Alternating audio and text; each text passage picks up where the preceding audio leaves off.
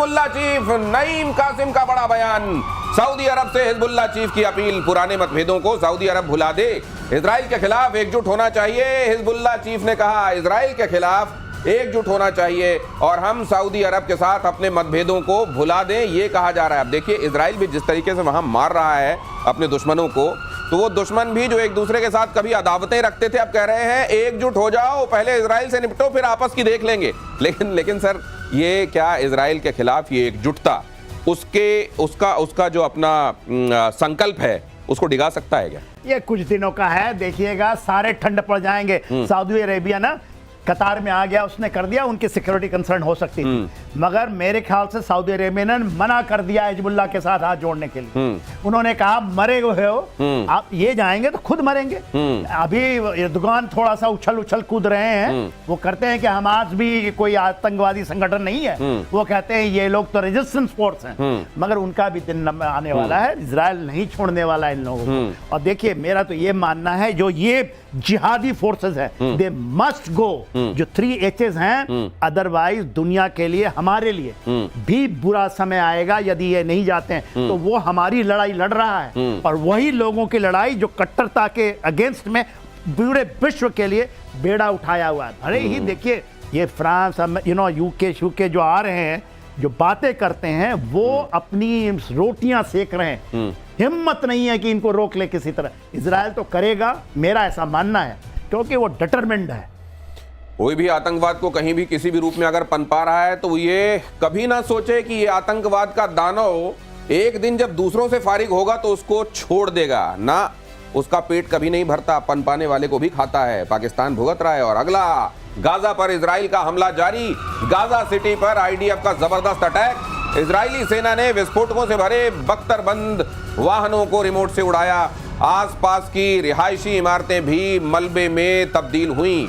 ये आईडीएफ यहाँ किस किस तरीके से ऑपरेशन कर रहा है हर दिन हम आपको बता रहे हैं। गाजा को समतल करके गाजा का एकदम ही नया स्वरूप सामने लाना चाह रहा है इजराइल, और अमेरिका भी इसमें साथ दे रहा है।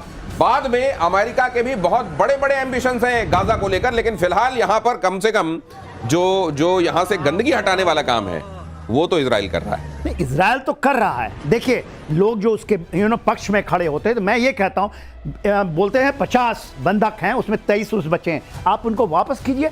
2000 बोलते हैं हमास, मगर उनको वापस कीजिए ना।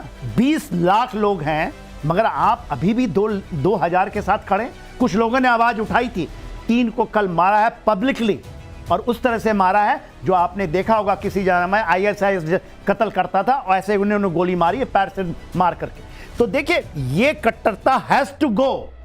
मैं नहीं मानता, मैं भी उनके रखता हूं दर्द, जो मारे जा रहे हैं उनको बहुत तकलीफ है, मगर है क्या कि वहां पर जो आपने जिहाद शुरू किया है, इन लोग क्यों नहीं खड़े होते? हमास केवल 2000 बचे हैं। कोई कहता है कि नहीं 20,000 और पैदा कर लिया, ऐसा नहीं है, 2000 एग्जैक्ट फिगर है। और मैं तो ये आपके माध्यम से ये कहूंगा कि हमास के लोग जो वहां पर हैं गाजा में, guardian please stand against this Hamas. क्यों आप मरना चाहते हैं? मेरे ख्याल से रुकेगा यदि जस्ट आप 23 जो भी बचे हैं उनको वापस कीजिए, लेकर आइए, लड़िए। यदि हम लोग होते तो शायद, यदि आप वहां होते तो आप जरूर खड़े होते। 2000 जो ये कट्टरपंथी हैं, जो कि टेररिस्ट हैं, उसके अगेंस्ट खड़े होइए। देखिए उसके बाद यदि कट्टरपंथियों के खिलाफ हमेशा हर जगह लोगों को आवाज उठाने की आवश्यकता है, क्योंकि जब ये पनपता है तो एक दिन फिर ये जाहिर है ये भस्मासुर हो जाता है। और गाजा पर इजराइल का हमला जारी, गाजा सिटी पर आईडीएफ का जबरदस्त अटैक हुआ है। इजरायली सेना ने विस्फोटकों से भरी बख्तरबंद गाड़ियों को उड़ाया है। ये खबर मैंने आपको दिखाई किस तरीके से वहां ऑपरेशन चल रहा है। और अगली खबर यह है, तुर्की के राष्ट्रपति ने हमास को क्लीन चिट दी है। तुर्की के राष्ट्रपति एर्दोगन ने हमास को क्लीन चिट दी। अब ये पूरे इस्लामिक वर्ल्ड का खलीफा बनना चाहते हैं, इसलिए ये क्लीन चिट दे रहे हैं। एर्दोगन ने हमास को आतंकी संगठन मानने से इनकार कर दिया। हमास आतंकी संगठन नहीं है, प्रतिरोध वाला समूह है, एर्दोगन ने कहा। गाजा में इजराइल नरसंहार कर रहा है, एर्दोगन ने कहा।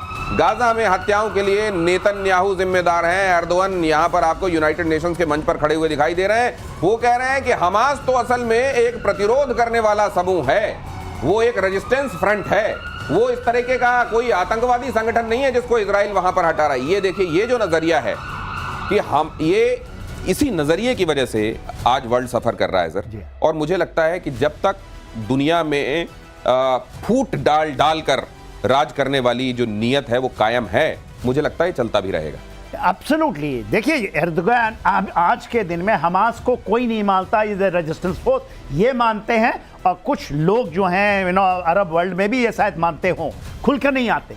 मगर अमेरिका भी इसको एक टेररिस्ट ऑर्गेनाइजेशन बोलता है, इवन यूएन के अंदर में इसको डेजिग्नेटेड टेररिस्ट ऑर्गेनाइजेशन। हमास के ऊपर नहीं, फिलिस्तीनियों के ऊपर नहीं, हमास को मानते हैं। कैसे ये यूनाइटेड नेशन के अंदर में बैटिंग कर सकते हैं? और इन नाटो के सदस्य हैं ये, तुर्की नाटो का सदस्य है। ओपन मंच में इस तरह की बातें करना, मेरे ख्याल से यदि कहते हैं तो पाकिस्तान भी नहीं कहता कि हमास को नहीं कहता कि ये रेजिस्टेंस फोर्स है। कुछ लोग बोलते होंगे, आसिम मुनीर बोलते होंगे, मगर ये बहुत बड़ी चीज है जो world must take a note of it. Next ये देखिएगा बमबारी। बहल, स्वागत है आपका। हाँ, बहुत स्वागत है। आपने इतने हैवी ट्रैफिक के बावजूद शो में पहुंचना था तो पहुंचना था, क्या बात है, भागते दौड़ते आप आए। एयरफोर्स और वाले अगली खबर भागते दौड़ते मैं आपको बता देता हूं, फिलिस्तीन पर मैक्रो ने ट्रंप को दिया झटका। यूनाइटेड नेशन जनरल असेंबली में फिलिस्तीन को मान्यता देने का ऐलान। ब्रिटेन कनाडा के ऐलान के बाद फ्रांस का बड़ा फैसला, नेतन्याहू ने फिलिस्तीन की मान्यता का विरोध किया। तो ये सतत रूप से ये एक पैरेलल कॉन्फ्लिक्ट भी चल रहा है, जहां पर कई देश ऐसे हैं जो फिलिस्तीन के संदर्भ में सामने आए हैं और उन्होंने कहा कि हम इसको मान्यता देते हैं।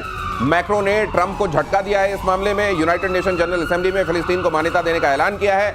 ब्रिटेन कनाडा के ऐलान के बाद फ्रांस का बड़ा फैसला, नेतन्याहू ने फिलिस्तीन की मान्यता का विरोध किया है। अब ये जो चल रहा है sir United nation general assembly में, इसका असल में ऑन ग्राउंड हासिल क्या है? देखिए, ऑन ग्राउंड हासिल तो कुछ खास होने वाला नहीं है, क्योंकि मेन रीजन क्या है, चाहे वो 147 हो 151 देश हो, ये एक डिप्लोमेटिक प्रेशर है। लेकिन नेतन्याहू ने जो करता है, क्या उसको ट्रंप को बता के करता है? ट्रंप को ना भी बताए, जैसे उन्होंने कतर पे अटैक किया, जो कि एलाय है उनका, स्ट्रॉन्ग एलाय, उनका बहुत बड़ा बेस है, तो क्या उसने परमिशन ली थी? ट्रंप कहता है कि मुझे तो पता भी नहीं था, मैं तो सुत्ती पई सी, पंजाबी में बोलते हैं ना, मैं तो सोया हुआ था। तो कहीं ना कहीं अगर ये नेतन्याहू फिर भी अटैक करते हैं, हमले करते हैं, इनको बैकिंग है। 1/3 फंडिंग जो आती है ट्रंप की, वो आती है ज्यूस से, और 1/3 आती है मिलिट्री इंडस्ट्रियल कॉम्प्लेक्स से। दोनों को दोनों चाहते हैं कि इस प्रॉब्लम को एक बारी में ही रिजॉल्व कर दिया जाए।